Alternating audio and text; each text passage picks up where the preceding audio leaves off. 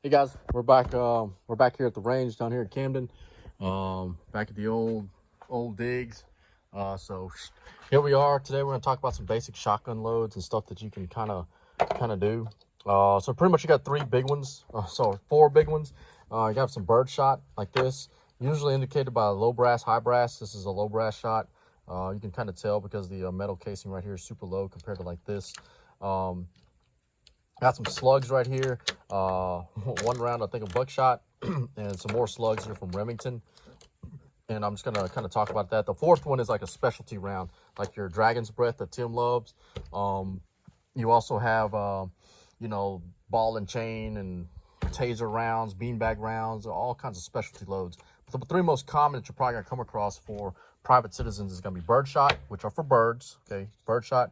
It's gonna have about 200 to 300 little BBs in there, little pellets, to get a widespread to kill birds, you know, like doves. Like I used to use a 7.5 number 8 shot, really small shot for like dove season, while you might get like a 3.5 inch magnum number 6 shot for like turkey. So the type of load that you can put into a shotgun can vary on hunting loads. I don't have any of the hunting loads here because I don't have my hunting shelf here, but that's a completely different thing. Anyways, you may have some buckshot, like double aught buck is usually the most common, 9 pellet or 8 pellet. And the focus of today is probably gonna be on the slugs, because I've got 2 or 3 different variations. This is managed recoil slugs from like Remington, 12 gauge, full high brass. It's a 1 ounce slug usually, and this is an example of this from Winchester with like the Winchester X. 2 3/4 inch designates the chamber length. So where's that one? It's this one right here. So just 2 3/4, while a 3 inch would be like so. And then 3 inches chambering, usual chamber 3 inch and a 2 3/4, and nothing bigger, or and sometimes not reliably with smaller like mini shells or anything like that. It's easy on the box because the velocity is 1600, and the ounce of the load of the slug, which is one big old pellet pretty much. That is the size of it compared to my thumb right there. One big old chunk of lead at 1 ounce. So it's a big old chunk of lead moving at a pretty decent speed. Muzzle velocity on the back here, like you'll say the drop at 125 yards is 12 inches, at 100 yards it's about 6.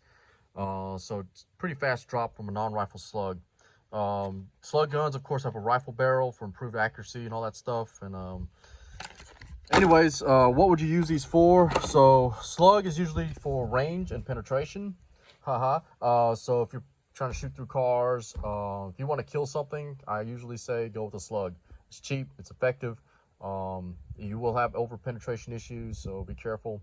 Maybe not in the law enforcement or home defense context, but you may need it for extra range, and if you want to keep the quote-unquote pellet tight. I don't have to worry about 9 pellets flying everywhere if I only got 1. The other thought is if I have like buckshot and I have 9 pellets where I have like a bunch of pellets spreading, then unless you're using like federal flight control, a lot of pellets tend to spread really wide and you may hit multiple people. Not bad if you're doing like riot control or you're doing a mass shooting or something crazy, but home defense, you may think of a tight pattern buckshot. Birdshot, pretty much for training purposes and bird hunting. It's in the name, it's birdshot. We prefer not to use this for home defense or duty. Yeah, it can kill somebody at close range, like 3 to 7 feet. But beyond that, there's not enough mass in the pellets to really penetrate more than skin or muscular tissue depth to hit vital organs. So don't believe those crazy people at gun shops who tell you to use birdshot in your home. Use buckshot. If you don't know the terminology, buck was designed not for bucks per se deer, but they were actually designed for what they called male Indians, which were called bucks. That's from Tom Givens right there on some history. So it was designed for people. You're looking at 8 or 9 pellets, about 32 caliber to 28 caliber, depending on if it's a number 4 shot or bigger, double aught buck, single O buck, or aught buck, or triple aught buck. Good spread, know your loads. You're gonna have to go out and kind of pattern your shotguns, know what the spread is at various yardages, whether it's like 10 feet right here, sorry, it's not even 10 feet, 6 feet right here, or 20 yards down there. Okay, you have to kind of know where that pattern is. So the only way to do that is go out to the range and put the lead/steel on paper and go from there. All right, Crash Course 101. Thank you.